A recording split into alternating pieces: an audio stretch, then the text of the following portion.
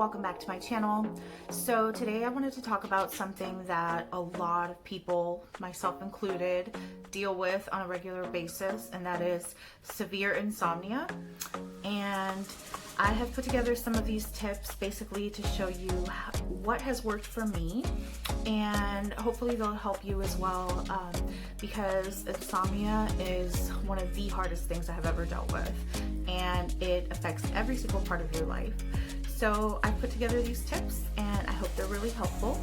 For myself, you probably don't know, if you don't know a lot about me, but you probably don't know that one of the biggest things I deal with is severe insomnia.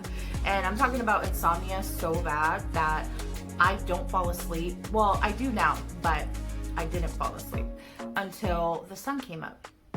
And even when the sun came up, I was still struggling to sleep. And so a lot of years of trial and error, these are just some tips that I practice almost every single day that have tremendously helped my quality of sleep.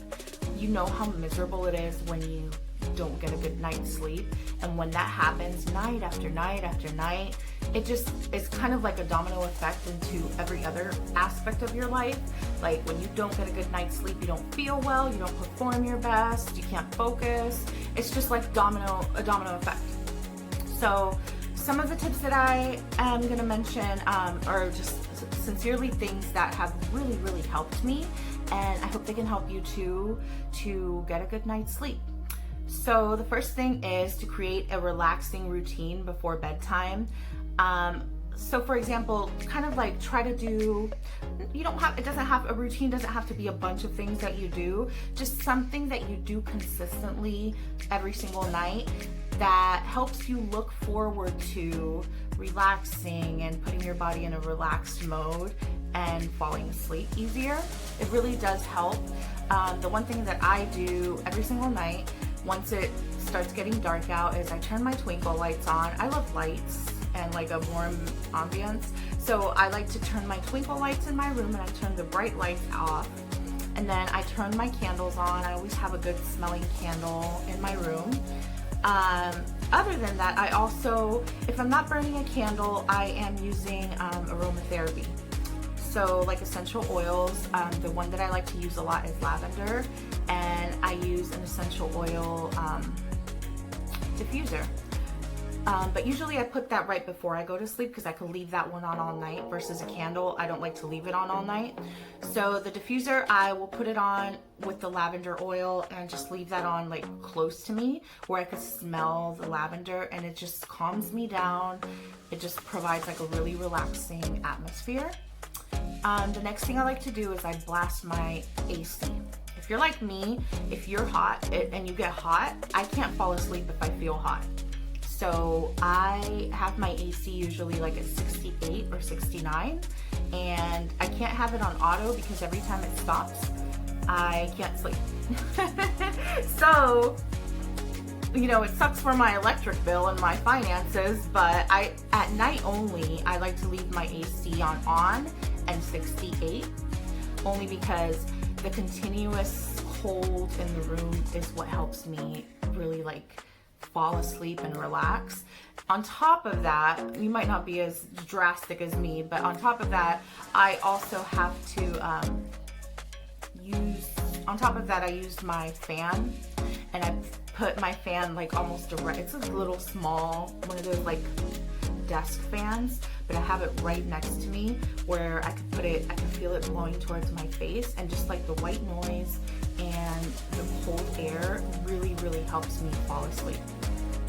The next thing I do is I like to listen, and I got into the habit of this a couple years ago because I also have like really bad anxiety, and I was looking for things to help relax me and bring me down from an anxiety attack. And I started to listen to rain. I really love the sound of rain. So I started to listen to one specific video on YouTube where it's like deep sleep. It's called Deep Sleep. I'm gonna link the video down below for you guys because this has helped me tremendously, and it's just the sound of rain. I don't think this one has thunder, but some people do listen to like the sound of rain or thunder. Some people listen to like other types of sounds that relax them. For me specifically, it's rain that relaxes me the most. But yes, that has helped me tremendously also, is just listening to the sound of rain and, you know, just focusing on hearing the raindrop and then like the good smelling room, and you know, it just really, really calms me down, and it helps me fall into like a deep, deep sleep. That the sound of the rain has been like my number one thing that has helped me the most. It's crazy, but it really, really has made a huge difference in me falling asleep and staying asleep. The next thing would be a very comfy comforter. Not just a light sheet, but like a comforter where you could feel like that cozy, comfy feeling. I use like one of those down comforters, like a down, let me see if I can show you what I use. I'm gonna pull it off my bed, but this one, that material, you see how comfy that is? Okay. So a very comfy, cozy, fluffy comforter that's not too hot. Like mine's not flannel, it's just kind of like that down comforter material. It makes such a difference, and I just like to wrap myself in it and zone out. It really does help. The next one is to not have caffeine late at night. Sometimes I do, like last night I did, and it kept me up further than my regular bedtime. But cutting coffee from late at night or soda late at night has made a really big difference in being able to sleep throughout the whole night. Because soda and caffeine will just keep you jittery and it'll keep you alert, and it will definitely extend the hours that you're able to fall asleep. Another one is to stop scrolling. Oh my God, because I could literally sit there on my phone for hours, scrolling through Instagram, scrolling through my Facebook timeline, tired as heck, sleepy as hell, but still scrolling because it's just like a habit, you know, when we're on social media all the time. You literally have to like force yourself to put your phone down. Just force yourself to put your phone down, stop scrolling, stop looking at your phone. It's so hard. It is one of the hardest things to do, but once you do it, you will, and you start to act on that feeling of sleepiness once you feel it.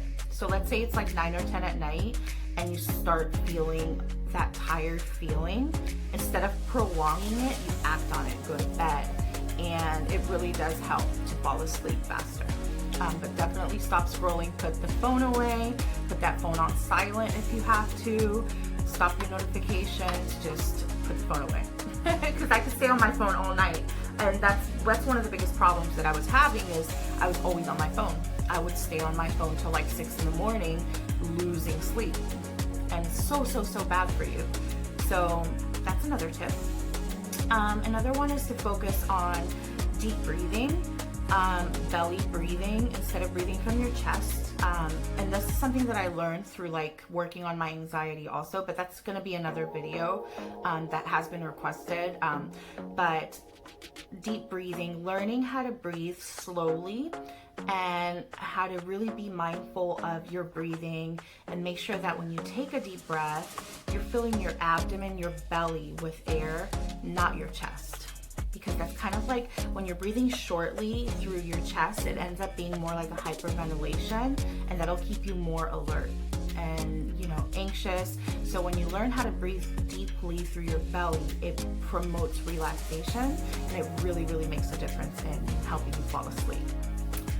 The next one is to avoid huge meals late at night, because it takes longer for your body to digest and break them down. So you really want to avoid having like a big plate of spaghetti late at night.